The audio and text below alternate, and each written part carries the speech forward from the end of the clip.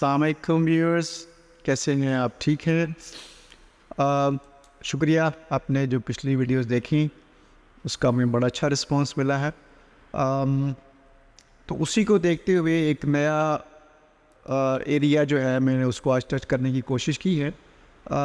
ये है visitor visa.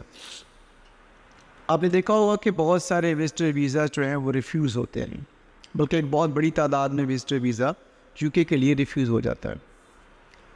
उसकी बहुत सी वजूहत हैं, तो मैं आपको स्टेप बाय स्टेप बताने की कोशिश करूँगा कि कैसे आप एक कामयाब विजिटर वीज़ा अप्लाई कर सकते हैं यूके के लिए।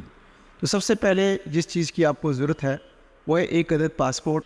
देखिए, पासपोर्ट की जो वैलिडिटी है कम से कम 6 महीने होनी चाहिए, और अगर आपके पास एक वैलिड पासपोर्ट है तो हम इस सेगमेंट के अंदर हम आपको बताएंगे कि अगर आप एम्प्लॉयड हैं, कहीं पर आप जॉब कर रहे हैं, तो उसमें आप विजिटर वीज़ा अप्लाई करेंगे तो आपको किन किन चीज़ों की ज़रूरत पड़ेगी।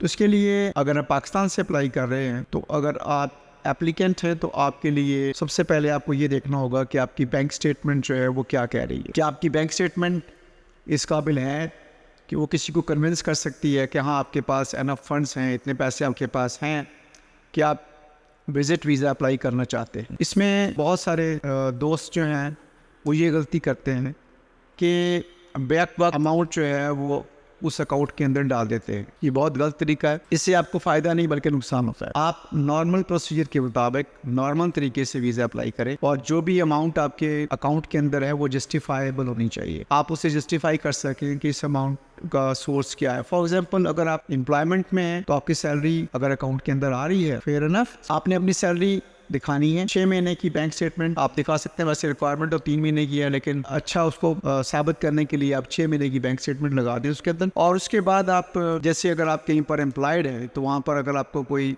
सैलरी स्लिप मिलती है आप वो साथ लगा सकते हैं। उसके बाद अगर आपकी जिस कंपनी में आप काम कर रहे हैं उनसे एक लेटर आप ले सकते हैं कि ये हमारा एम्प्लॉई है और हम इसको जो है वो हम इसकी इतनी सैलरी इसको पे करते हैं, इसका इतना कॉन्ट्रैक्ट है हमारे साथ, और ये कॉन्ट्रैक्ट जो है ये ऑन गोइंग कॉन्ट्रैक्ट है। अगर आपके पास ये चीज़ें पूरी हैं फॉर एग्ज़ाम्पल, और आपने ये सब कुछ प्रूव कर दिया है, तो इसके बाद हमारे पास जो अगला मरला होगा वो ये जानना होगा कि क्या आपकी इस मुल्क के अंदर एनफ टाइज़ हैं। अब टाइज़ को मैं थोड़ा सा एक्सप्लेन करूँगा कि टाइज़ से यहाँ पर मुराद क्या होती है।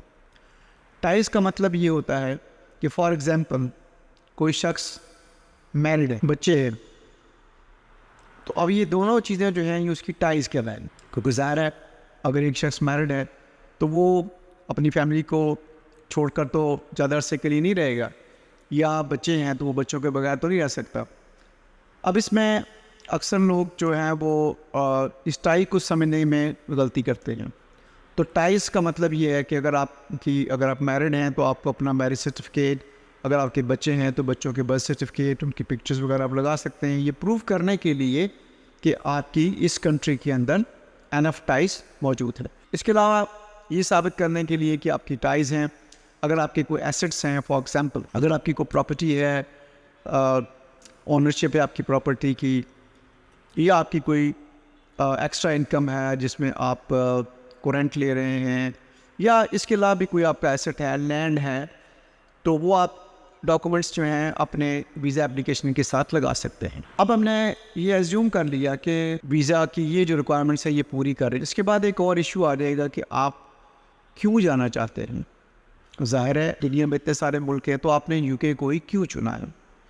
अब उसका एक तरीका ये होता है कि आप कहते हैं कि मेरी को फैमिली है, मेरे को फ्रेंड्स हैं यूके के अंदर, तो उनसे आपको फिर एक स्पॉन्सर लेटर लेना पड़ेगा।